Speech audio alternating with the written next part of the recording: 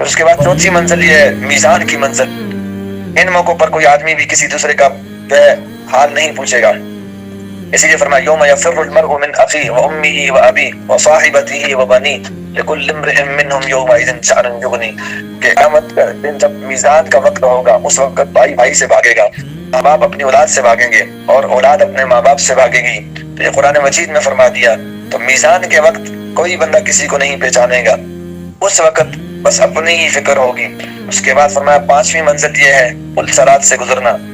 یہ ایک ایسا پل ہوگا بال کی طرح کہتے ہیں باریک ہوگا اور تلوار کی طرح تیز ہوگا. اور جو لوگ نیک ہوں گے آنکھ بند کریں گے اور وہ اس پل سے گزر جائیں گے، اور جو لوگ اللہ کی نافرمانیوں میں گناہوں میں زندگی گزارنے والے ہوں گے وہ جب گزرنے لگیں گے اور اسی پل سے گر کر نیچے جہنم میں چلے جائیں گے. اس لیے ہمیں موت کی جو ہے تیاری کرتے رہنا چاہیے. انسان کو پتہ ہی نہیں چلتا انسان کی موت کا وقت آ جاتا ہے.